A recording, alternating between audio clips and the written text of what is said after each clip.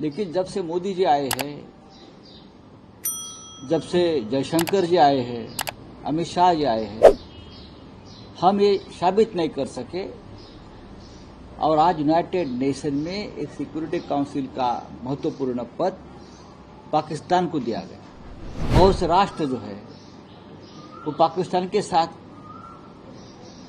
खड़े हो गए ऑपरेशन सिंदूर के बाद, और अब तक भारत के चाहे विदेश मंत्रालय हो चाहे डिफेंस मंत्रालय हो, अब तक उसके ऊपर एक शब्द नहीं बोल पा रहे। इतना चाहिए मोदी जी ने, इतनी बड़ी छातियां उनकी 56 इंच की। ट्रंप से सवाल करना चाहिए कि क्या चल रहा है हिंदुस्तान के साथ, आप कौन सी नौटंकी कर रहे हो। पूछिए नेतन्याहू को, क्या हमारे साथ खड़े रहेंगे आप? जिस तरह से पाकिस्तान को ताकत देने की कोशिश प्रेसिडेंट ट्रंप कर रहे हैं, ये आने वाले दिनों में भविष्य में भारत के लिए खतरा है। आरएसएस और भारतीय जनता पार्टी भाई भाई है।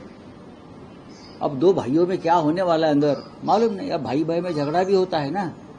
अब लगता है कि बीजेपी और आरएसएस में कुछ चल रहा है अंदर, कि चाहे यूनाइटेड नेशन हो, चाहे व्हाइट हाउस हो, पाकिस्तान को पहली बार 10 साल में, उससे पहले तो ये पाकिस्तान को इतना महत्व, इतनी ताकत कभी मिली नहीं, क्योंकि भारत को, भारत की सरकार को और भारत की विदेश नीति को विश्व में यूनाइटेड नेशन में एक बहुत ही इम्पोर्टेंट मिल रहा था। और हम ये विश्व को बताने में सफल रहे कि पाकिस्तान एक टेररिस्ट देश है। Aim right, achieve big. At KR Mangalam University, we provide you the platform to turn your dreams into reality. At KR Mangalam University. और हिंदुस्तान के साथ विश्व के और भी देश में जो आतंकवाद चल रहा है, उसका पालन करता, उसका निर्माता पाकिस्तान है। लेकिन जब से मोदी जी आए हैं, जब से जयशंकर जी आए हैं, अमित शाह जी आए हैं, हम ये साबित नहीं कर सके और आज यूनाइटेड नेशन में एक सिक्योरिटी काउंसिल का महत्वपूर्ण पद पाकिस्तान को दिया गया। व्हाइट हाउस में पाकिस्तान के आर्मी चीफ को खाने को बुलाया जाता है, मेजबानी को बुलाया जाता है, पार्टी को बुलाया जाता है। बहुत से राष्ट्र जो है वो पाकिस्तान के साथ खड़े हो गए ऑपरेशन सिंदूर के बाद, और अब तक भारत के चाहे विदेश मंत्रालय हो चाहे डिफेंस मंत्रालय हो, अब तक उसके ऊपर एक शब्द नहीं बोल पा रहे। पूछना चाहिए मोदी जी ने, इतनी बड़ी छातियां उनकी 56 इंच की। ट्रंप से सवाल करना चाहिए कि क्या चल रहा है हिंदुस्तान के साथ, आप कौन सी नौटंकी कर रहे हो। देखिए, ये बहुत ही गंभीर बात है, मैं ये मानता हूं। और नरेंद्र मोदी आज भी प्रधानमंत्री जी विदेश घूम रहे हैं, आज यहां है कल वहां है। हमारे साथ यूनाइटेड नेशन में हमारे आवाज में आवाज मिलाने वाला कोई नहीं।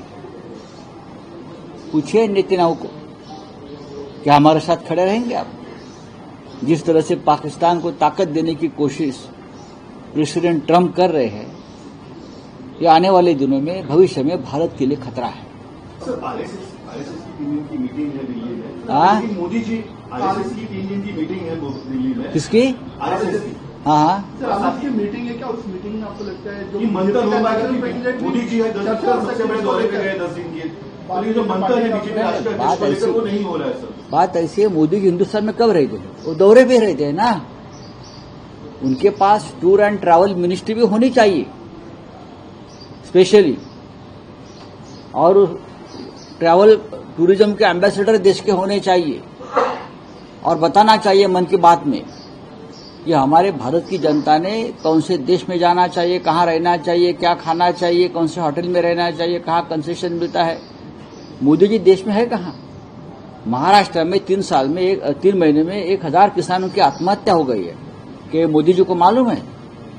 अब तक पहलगांव के जो हत्यारे हैं, टेररिस्ट है 4, उसको हम ढूंढ नहीं पा रहे हैं। क्या ये मोदी जी को पता है? आप बताइए। एयर इंडिया पूरी तरह से खत्म हो चुकी, अहमदाबाद में तो प्लेन क्रैश हो गया, उसके बारे में क्या हो गया उसका हम पता नहीं कर पा रहे, और मोदी जी विदेश में घूम रहे हैं, प्रधानमंत्री जी। ये देश की हालत है। सर, बीजेपी के राष्ट्रीय अध्यक्ष उसकी चयन नहीं हो पा रही, आरएसएस से मुलाकात नहीं हो रही मोदी जी को, किस तरीके से देखते हैं? बैठक में आपको लगता है सर कि इसको भी लेकर चर्चा होगी आरएसएस की? आमने सामने अभी मैं क्या बोल सकता हूँ आरएसएस के अंदर क्या चर्चा होगी क्या नहीं होनी चाहिए, ये मैं कैसे बता सकता हूँ? आरएसएस और भारतीय जनता पार्टी भाई भाई है। अब दो भाइयों में क्या होने वाला है अंदर मालूम नहीं। अब भाई भाई में झगड़ा भी होता है ना।